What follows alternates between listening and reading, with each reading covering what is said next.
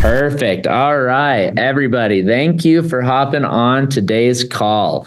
This is the first week of our weight loss training call that me and Thomas are going to be doing every Tuesday at 3 p.m. Mountain Standard Time. And so at the end, we'll cover all of the other stuff that we are going to be going over throughout the weeks. But this first training call, we are going to be going over where to start in your weight loss journey and how to create goals. We were trying to come up with what we were going to do every week, and it's hard because a lot of the information we need up front, so we didn't know what to do on this first week. But we decided that the best way to start is knowing if you need to lose weight and how to start your goals, because everything in life starts with thinking where you want to go and creating a goal and coming out with a plan on how to get there. So I'm going to be going over a little bit of where to start your journey, and Thomas is going to be going over kind of creating SMART goals and how to create goals that you can obtain. So with that, I guess I'll just get started and then Thomas can kind of hop in here. So thinking in this presentation, I wanted to see where to start. And first off, I want to go over the benefits of losing weight. And I know there's a lot of kind of stuff that people already know about losing weight, and there's some that they might not know that they would have benefited from. So let's go over just a handful of the benefits of losing weight and why you should start your weight loss journey. The very first thing, and the reason why I put it up here at number one, is because oddly enough, this actually contributes to most of all of the other aspects and all of these relate to each other as well. So first benefit is improved sleep. Shedding excess weight can reduce the risk of sleep apnea and promote overall sleep. This is the key to mental health, energy levels, joint, all of the different aspects and the benefits of losing weight starts with improved sleep. If you're not getting at least 7 hours of sleep throughout the day, and I know different studies will say different hours, but what I see most consistently is about 7 hours of consistent sleep. And this is quality sleep. I know a lot of people might start at 12 o'clock or midnight, wake up at 7 and say they got 7 hours of sleep, but there is different cycles in sleep. There's REM cycles and there's deep sleep where you're actually getting the muscle repair and you're benefiting your mind throughout that deeper quality sleep. If you're waking up consistently throughout those cycles in the middle every 30 minutes, an hour, then you're not getting quality sleep and you're not actually getting that full 7 hours of sleep. So as you lose weight, you can get those longer cycles and deeper sleep cycles that will improve these other benefits. The second benefit is boosted confidence and mental health. The mental health, so they've seen reduced anxiety and depression from people that lose weight. A lot of this actually comes from the improved sleep and not the feeling of fatigue and irritability that they see with depression and anxiety, but also the self-esteem. This is huge. And this isn't a vain concept. A lot of people think, oh, boosted confidence, they just want to look skinnier and they want to look better at the beach. But this is just self-esteem, feeling better about yourself. And when you feel sluggish and overweight and your body hurts, you don't have the self-esteem. And this goes into motivation and how you do at work and how you go through life and your relationships. If you have higher self-esteem and confidence, it benefits almost every aspect of your life. And with weight loss, you can see that. And as you see the weight loss and get the higher self-esteem, then you can actually see the boosted motivation, which can in turn boost your continued weight loss and help you continue throughout the year seeing continued weight loss. The third one is enhanced energy levels. So this is the biggest benefit that I see in weight loss. Well, it's hard to say biggest benefit, but one of the ones that I enjoy the most with weight loss. It's funny because me and Thomas will wake up at 6 a.m, go to the gym every morning. And it's funny as you get out of that habit towards the end of the year. And this year we're making it a goal to continue at 6 a.m. to go to the gym throughout the whole year. But it's funny because you would think you'd be more tired when you wake up at 6, but you actually end up feeling way more energized throughout the day, and you have more time in the morning getting ready. You get better meals in the morning. You start your whole day with a boost, which you would think is the opposite, because you'd think you're losing sleep and that you're tired in the morning and then you feel sluggish at work. But actually losing weight and going to the gym and eating healthier gives you that improved energy level. Another benefit is better mobility and joint health. This is actually, so 2 years ago, I had lost 50 pounds on using the Turn and Burn and the Sizzle Thin. And it was funny, I didn't realize the stuff that I had actually lost until I had lost all of that weight.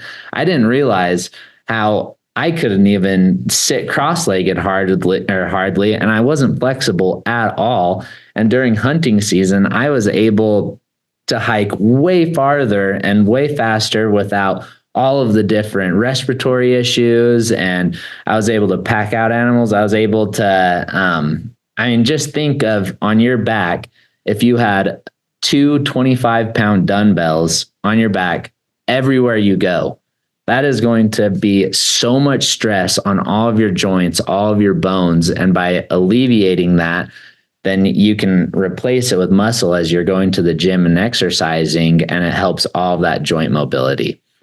Actually, on a side note, I was talking with a physical trainer, one of my friends, and they said that the best advice that they give anyone, whether they're aging or they have an injury, the greatest advice for having better muscles and joint is to be weightlifting and to be growing muscle. As you're getting muscle around all of those joints, everything works better, and you see inflammation and pain, all of that go down as you're lifting and losing weight.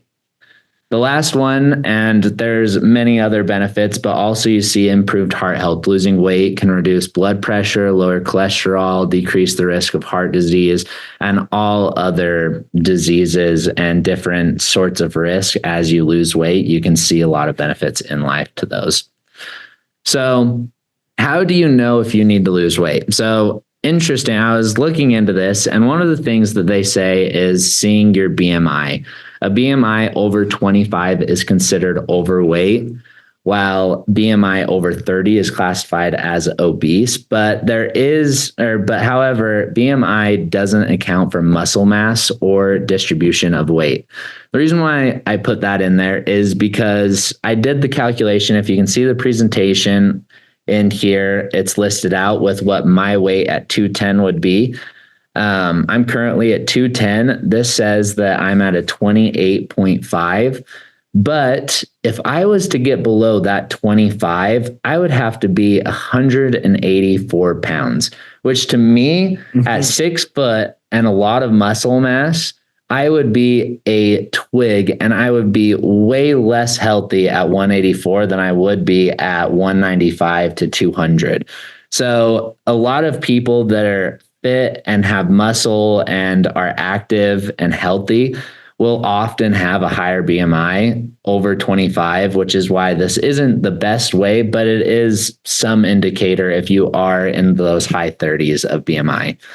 Another way that you can see is waist circumference, if you have a lot of excess fat around the abdomen. And then you can see in health indicators, high blood pressure, high cholesterol, blood sugar levels, whether those are high or low. You want to be at a good, consistent level. If you have a family history of weight-related conditions, that might also be a suggestion for weight management.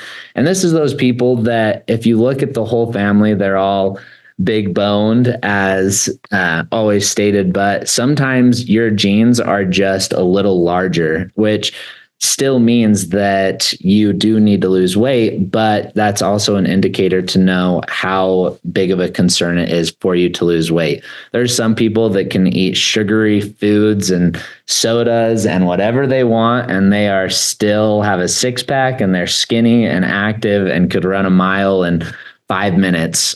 But some of us that go to the gym consistently and eat healthy, and it's still harder for us to shed off those pounds and get to where they're at, starting at. So sometimes that is just a family history and gene pool. Other physical symptoms like feeling fatigued, experiencing joint pain, or having difficulty with physical activity could be a sign for weight loss that would benefit your health. So if you get winded while you're hiking or walking down the street, or if you can only jog for short periods, or if you're feeling tired throughout the day while you're at work, or if you're feeling any of these symptoms, whether they're large, like joint pain.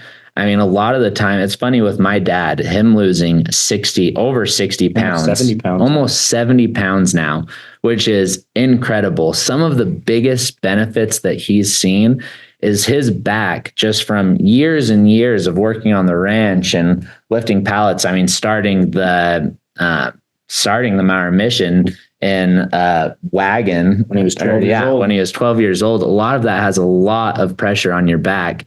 And he saw that as he lost that almost 70 pounds, his back doesn't hurt as bad. His hip doesn't hurt as bad. He is talking this year like he's going to be riding his horse around us. It's not going to happen. But wishful thinking, I'm happy that he feels like he can do that. So a lot of those are great signs of if you need to lose weight. The last thing that I want to talk about before getting to Thomas on SMART goals is finding your why.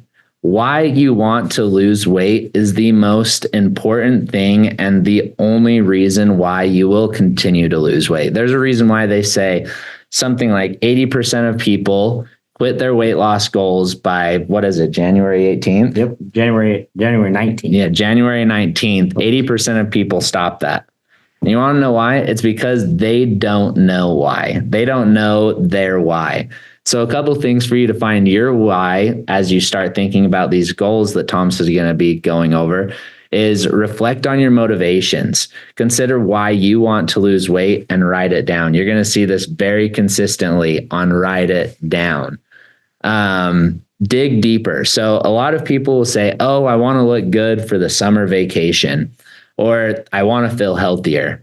But those aren't very specific, deeper reasons why. So why do you want to feel healthier? Well, my family say they have a long line of issues with diabetes, but I don't want to have those issues. And so something with more specific, deeper reasons of why you want to lose that weight will help you continue through your weight loss journey. Prioritize. Identify the reasons that are most personal and compelling to you. So if you have a goal, as some of the best ones, actually, let's skip down to this one and then kind of put them both in. Visualize your success. Imagine achieving your goal and how it will benefit your life. So think of it this way. And me and Thomas were just talking about this yesterday at the gym, that we want to lose our X amount of weight before hunting season so we can hike and get into the places that we want to go and enjoy fall much better than if we had an extra 30 pounds on us. And so I'm already visualizing the places that I want to go in fall and the places that I can't go right now with the certain weight that I'm at. And that's the goal that I'm setting. And that's a time frame and all the stuff that will be discussed after. But I've already visualized that success and what I'm working for. And then prioritize, because the priority, that's just one priority. But the other priority is that I just barely had my firstborn child in September. And now I see the benefits of seeing with my dad now that he's able to do a lot more stuff with me because he's lost his weight and now he can ride horses and enjoy life more. Now I see the benefit of I want to be able to do all of the fun things with Hayes that I can't do if I'm overweight and have joint pain and always feeling fatigue. And that is my priority, to be able to enjoy life to the full extent and not waste it. The last thing is write it down. Put your why somewhere that you'll see it often and revisit regularly. I know a lot of people, if you have a ton of tasks throughout the day, if you don't write it down, you will forget it. And so always write down why you are doing it. So you're always reminded every time you go to the gym and you don't want to go to the gym, remember why and write it down. So there's a couple of reasons. Find your why, benefits, and how to know. But on that, I'm going to pass the time off to Thomas to talk about starting these SMART goals and how you can start your weight loss journey. I'm excited to talk about these. I've been to dozens of meetings, whether it's been in Ohio or Wisconsin or Pennsylvania, Indiana, all over the place. And one of the things that we continually talk about are setting goals. And so when Kaden was asking me, you want to talk about goals? I said, absolutely. And this term SMART goals has so much meaning and is so powerful and is so easy to follow along when setting goals. And this is a weight loss call or a health call, but this can be applied in so many different ways than just weight loss, whatever your goal is, right? Me and my wife, we just got back from a vacation. We are going to be setting or having our goal date night because it's been a little bit crazy. Usually we do it in December, but we're going to be doing it this next weekend where we're going to sit down. We're going to envision. We're going to see where do we want to go? What do we want to accomplish? What are our goals for this next year and beyond next year? And we will be applying this SMART goal rule to every single one of our goals, breaking it down, making it achievable. And we'll go into what this acronym stands for. So the first is the S. That is specific. Right? So you have to be very specific in your goals. You can't be so broad or so vague to where it's unachievable, right? You have to have a specific ability, whether it's like my goal. I want to be able to run a 10K without stopping. I want to be able to bench 1.5 times my body weight. I want to be able to squat 2 times my body weight. I want to be able to do 50 push-ups continually without stopping, breaking, or pausing, and 100 sit-ups by the end of the year, and be able to do that for hunting season. So that is my very specific goal, and then improving, taking all those little micro goals along the way to help me achieve that very big, very specific goal. So you have to be clear. You have to be detailed. You can't really leave a lot of room. You have to make sure that it is, like I said, it's very specific to what it is that you're wanting to accomplish. And then the next one, it has to be measurable. Next one. Sorry, Kaden. Open up the chat. Sorry, guys. Oh, measurable. Yeah. There it is. So having your goal be measurable is equally as important as making sure that it's specific, right? This is how you're able to track your progress. This is essential for staying motivated, including these measurable components in your goals, right? Such as, my overall weight loss goal is I want to lose 50 pounds by the end of the year, or 100 pounds, or 20 pounds, whatever it is. Break it down into smaller measurable goals. Meaning I'm going to lose 1 pound a week. I'm going to lose 2 pounds a week. By the end of this month, I want to be able to run 1 mile in under 10 minutes and so forth. Whatever it is, whatever the goal is, that's how you're able to achieve it, and being able to measurable those small accomplishments for the overall accomplishment of your achieving that overall goal. The next one is make sure that it's achievable.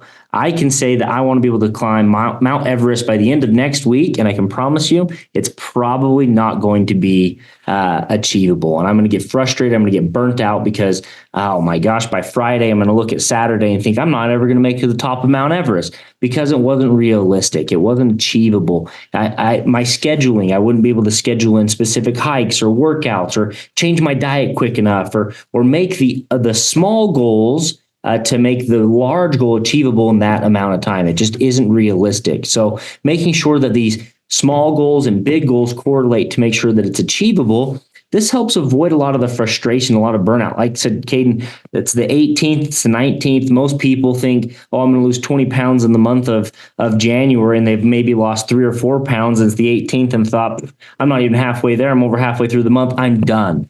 So it wasn't realistic. But by saying, I'm going to work out 30 minutes every single day, I'm going to wake up a little bit earlier. I'm not going to eat past 8 o'clock. I'm going to take a Sizzle gut product in the morning. I'm going to take one in the fiber in the afternoon. I'm going to take Sizzle Thin. I'm going to start cutting out some of my sugars. I'm going to be more consistent with my Sizzle Lean, whatever it is. Making sure that those small goals help build up to that larger goal will help a lot of that frustration and burnout, to where all of a sudden it's February, it's March, it's April. Here comes the warm weather, and your goal is getting closer and closer. It's within arm's reach. By the time, all of a sudden, when everybody's out here at Mower Mountain and everybody's half of the person they used to be, because they were able to set realistic goals and make sure they didn't burn out by January 18th, that it was very achievable and it was very realistic.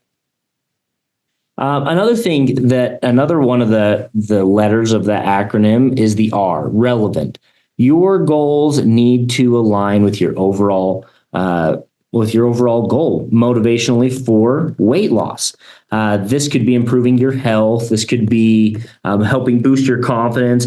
This could be, as simple as, hey, I want to be able to hike. Like Kaden was saying, hey, we want to be able to hike down to some of these places. It's relevant to us to lose weight to achieve another goal, which is, I don't want to get down in some hole I don't want to get to the top of the mountain and be so burnt out that I'm not going to be able to make it to the next ridge. I'm not going to be able to see that view or go to the next place that I want to go because I didn't achieve my other goal. So for me, to make sure that this goal of weight loss and health and squats and strength overall for my personal goal, it helps motivate me and keeps it relevant, because there's another goal and another purpose behind that big goal, right? I want to be able to, my son's 5 years old and he's a ball of energy. I want to be able to make sure that when he's 13, that I'm still top dog. I'm still that herd bull. I'm still going to be able to whoop his little butt if he gets out of shape, and he's not going to be able to out-hike me or outrun me because I'm dad. So